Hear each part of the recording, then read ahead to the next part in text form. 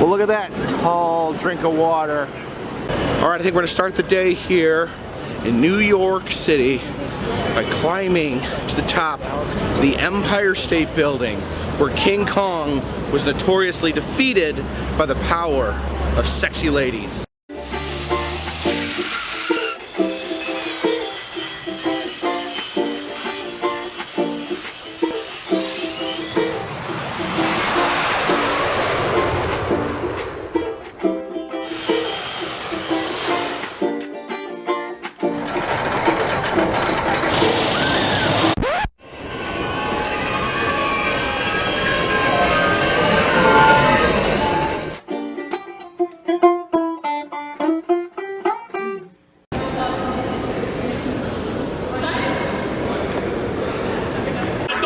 Out of the way, huh?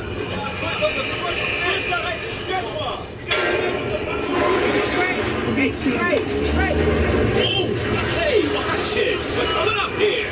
Hey, fellas, watch the bricks!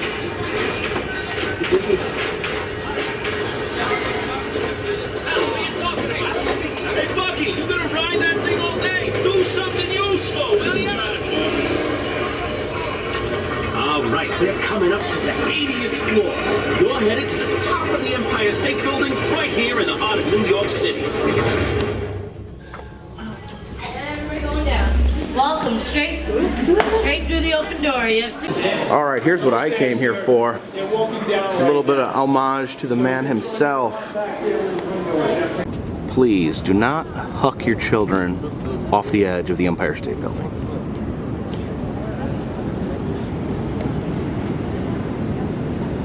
One of the things that kind of strikes you immediately is you can like hear the roar of the city, the unending bustle of New York City being raised up here, all the way up here. Yeah, can you hear the roar, the rumble of New York City?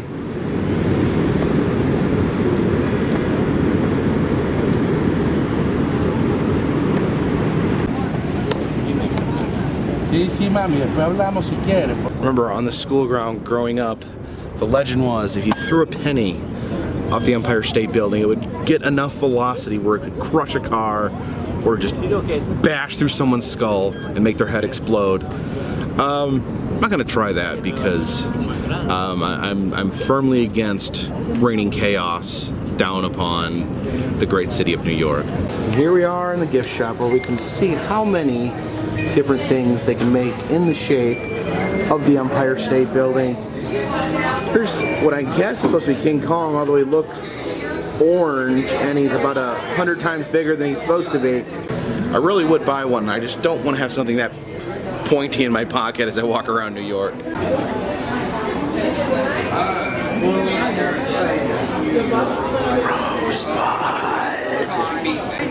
Seriously, this might be one of my favorites. It's got King Kong up front and climbing the building on the inside. I just threw a big old apple in there for fun. Okay, this is the best merchandise here. We have fluffy, happy Empire State Building. Hey guys, King Kong crawled on me. Don't throw a penny off my head. Now this is how you sell plumbing. So this is, you said Molly? No, that's Molly. This is Molly. This is Baby. He's a boy, and that's our girl Molly. Okay. And they just hang out here? Yeah, I trained Molly.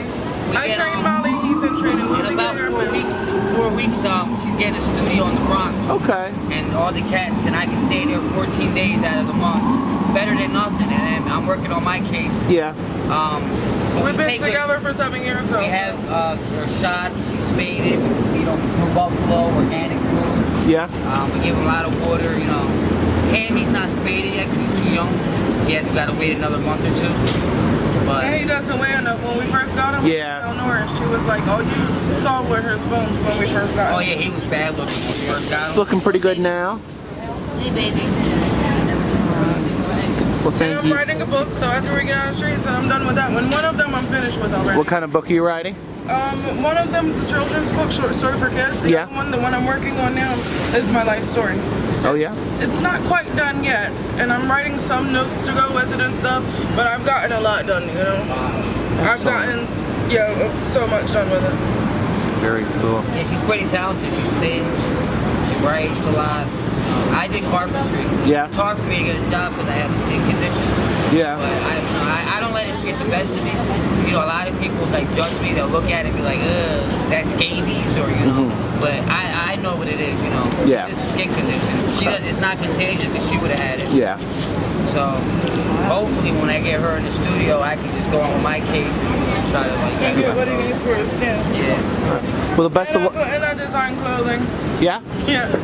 Sing, design clothing. I draw and stuff like that, you know?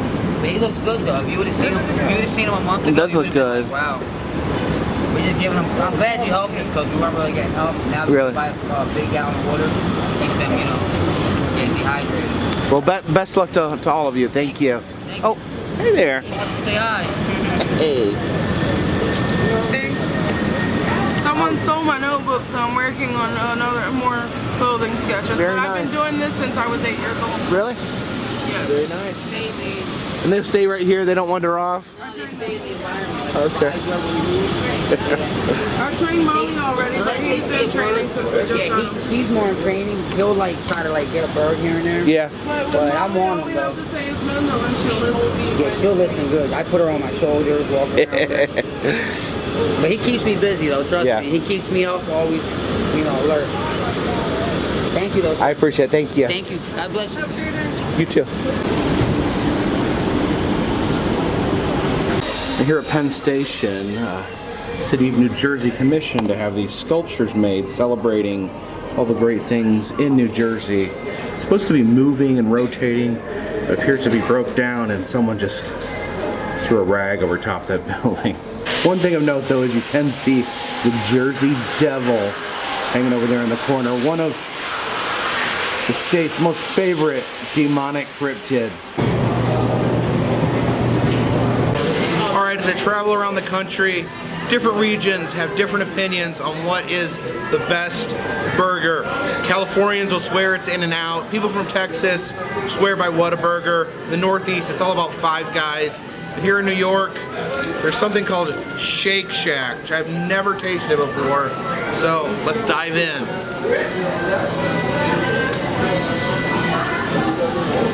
And that is pretty tasty. That is a good little burger right there. Just let it sink in before I decide where it ranks. I'm gonna go ahead and finish this. No idea what these people are sitting in.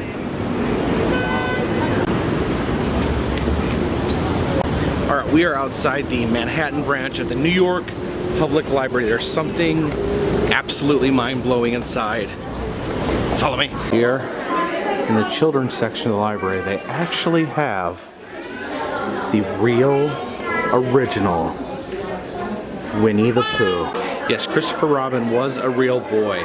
His father, A.A. Milne, wrote The Adventures of Winnie the Pooh and inspired all the characters after Christopher Robin's actual stuffed animals, and that is them right here. There he is. Pooh himself. That's Tigger right there.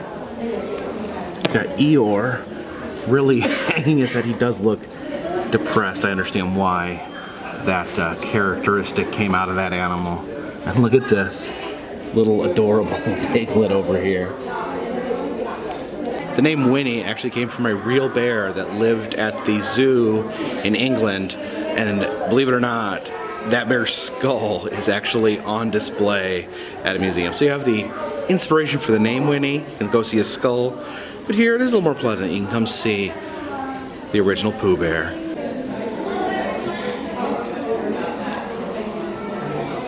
A long wonder, when I was a kid, Winnie the Pooh, I was like, why isn't he Winnie the Bear? A Pooh isn't a real thing, he's a bear.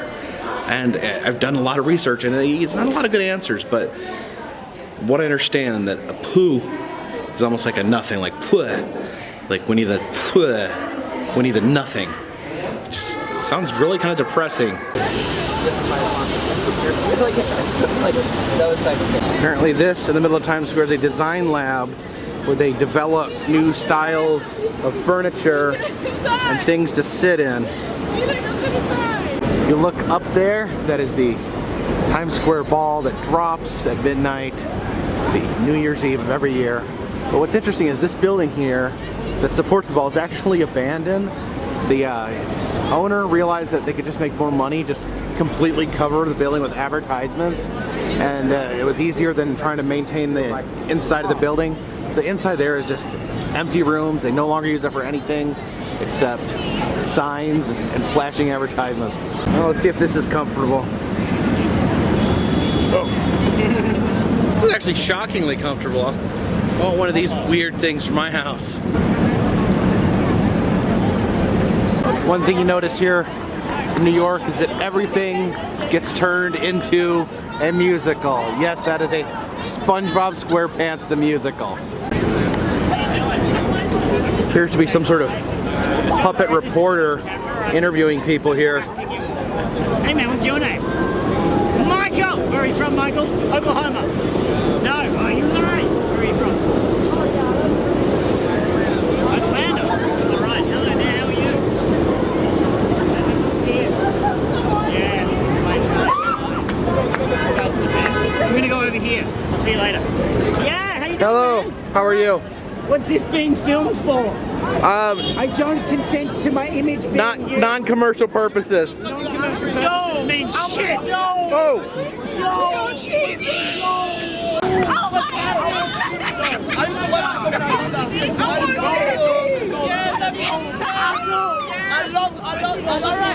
Everybody, take a knee. Let's take a knee. Take a knee. Take a knee. Take a knee. Oh my God!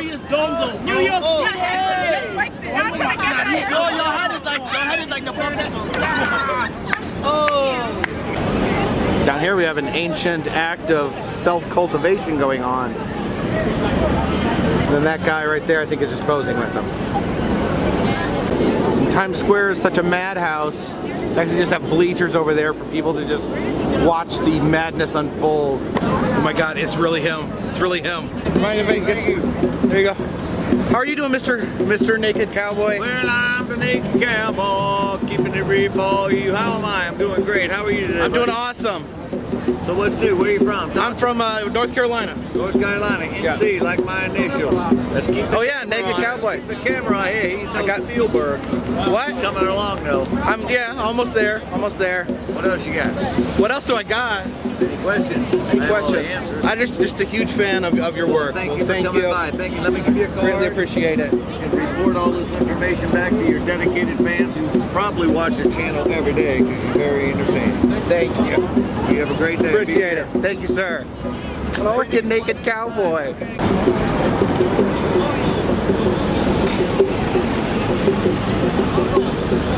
Last time I was in New York, that was the only thing I wanted to see was the Naked Cowboy. I searched all over Times Square for him, but they're every day looking for him. And I thought I found him, but it turns out it was the other Naked Cowboy. Apparently, he actually franchises out his brand and allows other performers to perform in his steed. And so I got a picture of that Naked Cowboy, but that was the OG. And he's an absolute icon and very protective of his intellectual property. The actual the M&M company put a billboard parodying him with an M&M dressed up like the Naked Cowboy, and he successfully sued the M&M Corporation. You got all the flashing billboards, you got the guys dressed like Statue of Liberty, you got the copyright infringing characters off there in the background. The sin is amino acid in the eyes called opsin. Some interesting ideas here.